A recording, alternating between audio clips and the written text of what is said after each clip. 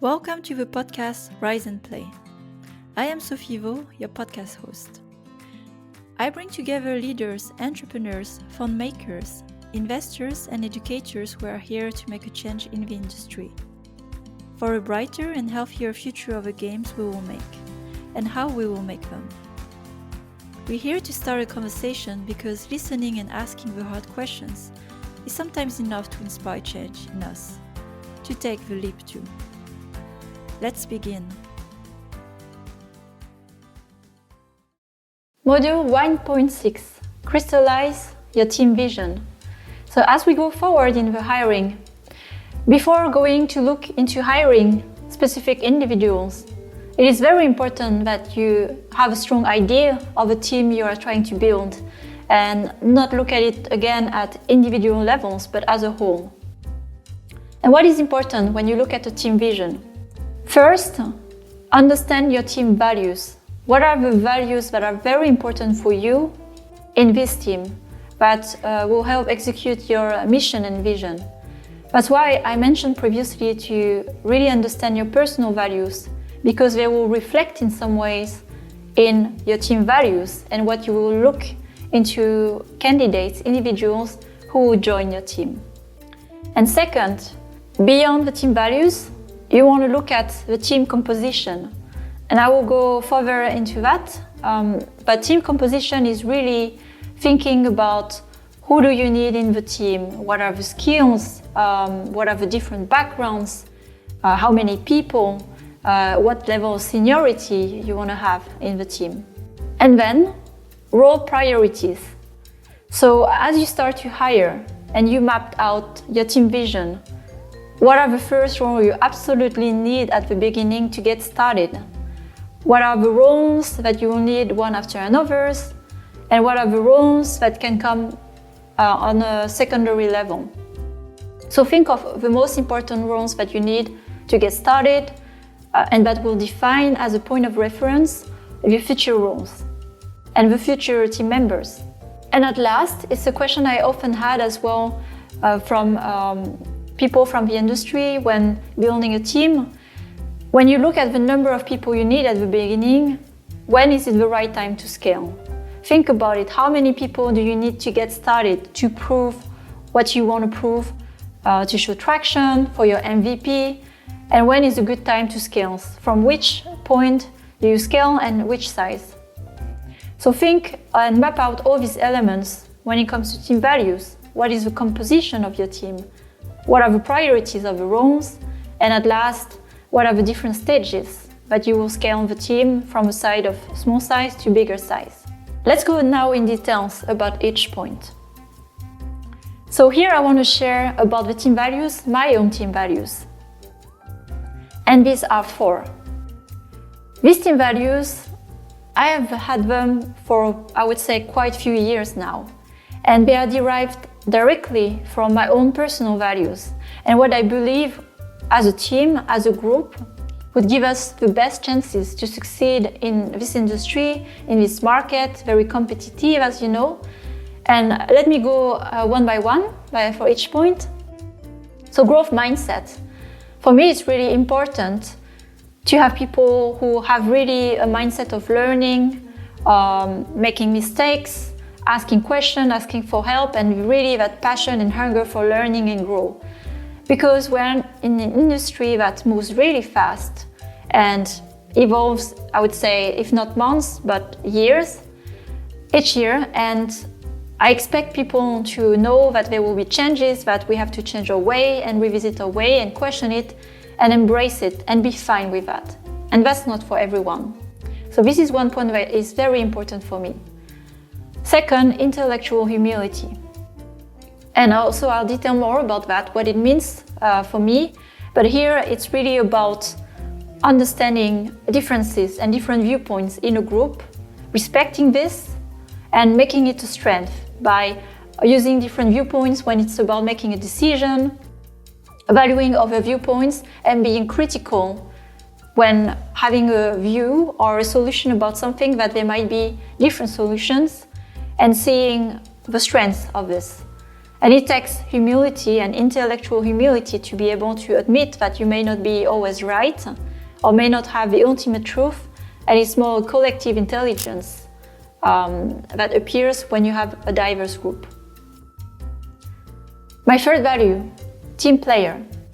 So team player groups several values that are important for me in a team. And behind this is caring for each other, wanting to be in a team, supporting each other to have the best result as a group and not just individually. So I think really about team player like in a sport team. You go for the win, but as a group. And you understand that everybody in the group has a specific role and complementary role to each other to make the group succeed. And at last, player-centric is one also of important team values, because in the end, I've seen a lot in the industry, people coming with dreams of making their own game, the game for themselves that they dream of making, and there is nothing wrong about that. However, when you join an organization or a studio where the mission is to make a game that is a financial success, game as a business, there's a certain reality that we are not making games for ourselves, but we are making games for an audience, for players. And I want people who love to make a game for others, that are very conscious about it, but also very proud, very interested in creating an exceptional experience for people other than them. So these are my 14 values. So when also you take the time to reflect on your own values, map out and write down what are your team values and what will you evaluate in candidates to make sure that they will fit to your team. Then next, team composition. So team composition, for me, is really like a balance. And in this image, I chose to illustrate what team composition means to me. It's really about the whole, and maybe in some context you have a group of individuals that would work really well, but in others this mix may not work well with a specific mission they have. So it's really an exercise of balance. When you have a first person joining, it will define a lot for the other people, what type of people may match to come second, third, etc., etc. And as you add more people to the group, it's really an exercise of balance to keep it all together and not just adding people and thinking it will work for the best. And let's go further here. When I think about team composition, I think also about the diversity in the group. And by diversity, it's not only about diversity in gender, as we know, but diversity in many ways, cognitive, in the background. And for example, in the studio I've built in Berlin, I was really looking carefully to have people that have a very rich and different background when it comes to their personal experience. So for example, I have people who have an experience in architecture, a long time ago before they became a developer, or people who have more background in art, in cinema, some even have a diploma in science. So just very rich backgrounds. So we have people that come with different experiences, different views of the world, and bring to the table really their own lens, their perspective, that makes the discussion very rich for the best solutions. Another type of diversity I'm looking for when I look at team composition is different ways of thinking, and that has nothing to do with certain nationalities or whether you're a woman or a man, but more really how cognitively you see the world and you think, and all of this has an origin in the way you were raised, in the culture you were raised, the education you received, the environment you grew up in, and maybe sometimes genetics as well. But nevertheless, it's important to understand that people may have different ways of thinking, and to be sure that you don't have too much of one type of thinking in your team, but different and diverse type of thinking. Cultural diversity is another type of diversity, and this is more one obvious in the surface, but it has actually quite some realities as well when you have a group with different cultures. And in our case here, I wanted to show the composition of our team, and out of 14 people we are now, it's indeed, we have 12 nationalities, and it's very rich and it's very diverse, but it also presents its own challenges, but also its best opportunities. And let me get into that. So for example here, I take these references from the book of Culture Map that I highly recommend if you yourself has a very diverse cultural team. But when you have a very cultural team, of course there are different behaviors and different ways of dealing with situations that are based on the culture and history of people.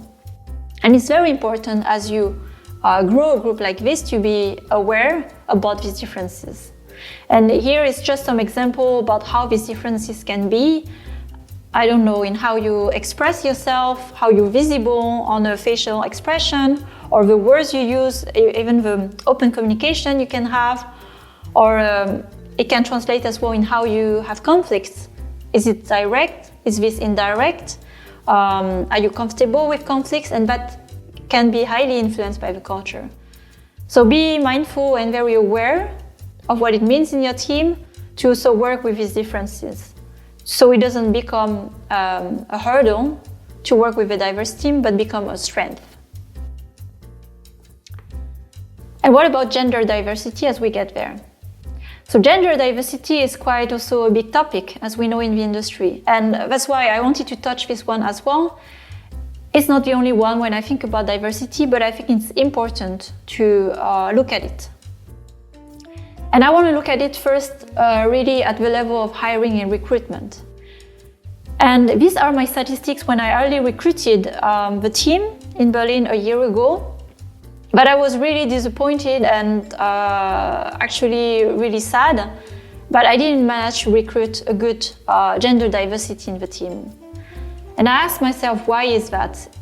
Is it that hard to actually have more diverse team in gender, or what did I do wrong, basically? And when I investigated, I realized as well the number of applicants in the system to our team were also not very diversified. And that made me realize this is actually where the problem might be. Like, I didn't have so many candidates in the pipe, so as a result, it's not a surprise that my first team members are only men. So I was not happy about that. And what I did then to try to overcome this was I had to find more applicants or source more candidates with more diversity. And maybe I couldn't find maybe more women candidates just by waiting and passively and see who comes to me. And that is not a way to source candidates. So I decided to be very active in all the groups and networks and communities I knew there would be many women in tech or women in games. Just going there, making myself visible, talking to people. Hey, look, these are the positions I have. Do you want to hear about it? And so on and so on. And as a result, that changed actually everything. Because as I sourced heavily in some networks and places where I could find a better balance of candidates, I managed actually to get more applications in the system. And as a result, I managed as well to get more diversity, at least in gender diversity, in my team. Because I had to be very active in sourcing as well many candidates, so I have a good balance and pool of diversity in the candidates I source. So again here, when you think about your team composition, with the intention of having a good mix, think again about where and what is the composition of sourcing you should have. And as a result, I wanted also to share this quick fun statistics of a team. So that's our statistics in the team today. And I'm really happy that I have a good gender diversity by craft as well. And as I've read in the statistic of the industry, in-game teams is usually 15–20%. So I'm really happy that we are above. Unfortunately, in engineering, it's much more challenging. And as I talked around in the industry about this particular topic, I know why. Indeed, it's really hard to have more women in engineering positions. And I really believe in the way to have more in the future, also women engineers, is through education and accompanying women who graduate from the coding schools to be more integrated as well in the game teams and big studios. So I have a big hope for the future.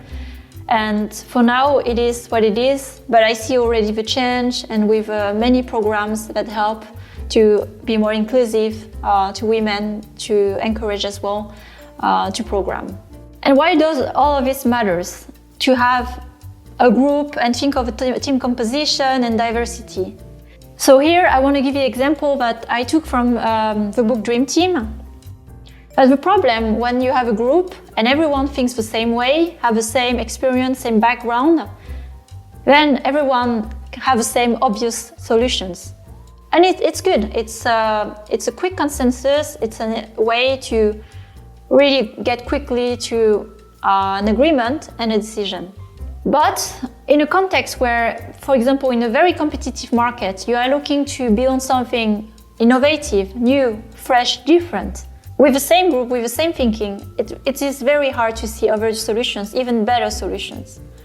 And that's where somebody different comes in the group and will come with a different solution. And by confronting this different solution with a group that may have also different ideas, comes a better solution on top. And this is the beauty of having diversity of thinking, of experiences, of culture in a group. You get to incredible creative solutions that you couldn't come up with just the same group with the same thinking.